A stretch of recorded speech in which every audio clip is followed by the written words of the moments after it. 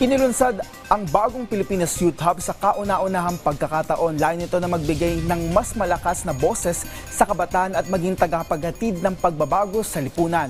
Pinangunahan mismo ang programa ni Presidential son Vini Marcos. Ang detalye sa report ni Harley Balbuena. Malaki ang tiwala ni President Ferdinand R. Marcos Jr. sa mga kabataan. Para sa Pangulo, malaki ang kanilang papel para sa nation building. Para ipakita ang kanyang pagpapahalaga sa mga Pinoy youth, nilaunch ang bagong Pilipinas Youth Hub sa Mandaluyong City. Bahagi rin ito ng selebrasyon ng Linggo ng Kabataan o National Youth Week 2025.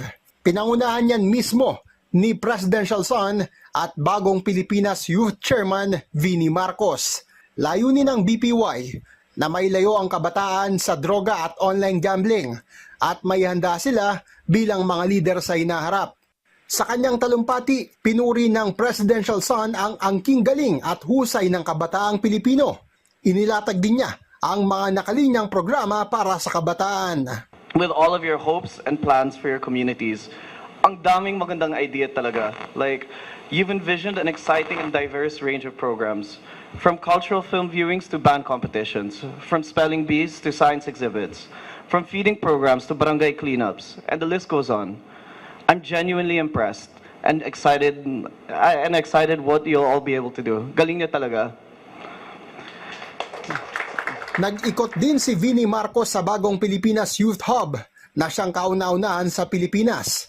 Layunin ng bagong Pilipinas Youth Movement na mabigyan ng mas malakas na boses ang kabataan para sila ay maging tagapaghatid ng pagbabago sa lipunan at sa buong bansa. Sa tulong naman ng pribadong sektor, handa rin ang bagong Pilipinas Youth na magbigay ng pondo para sa mga grupo ng kabataan na maglalatag ng mga programa sa kanilang komunidad. Naniniwala po ang ating chairman na ang mga batang ito po na sa iba't ibang sector po as ang mas nakakaalam ng mga problema doon sa communities nila.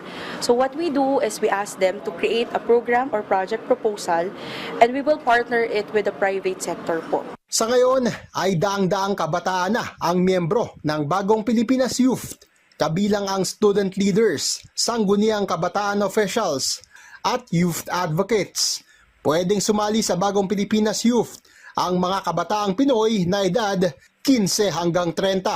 Welcome rin maging member ang mga kabataang nagbabalik loob sa lipunan gaya ng mga dating rebelde na sumuko at nalulong sa droga na ngayon ay sumasailalim sa rehabilitasyon. Harley Balbuena para sa Pambansang TV sa Bagong Pilipinas.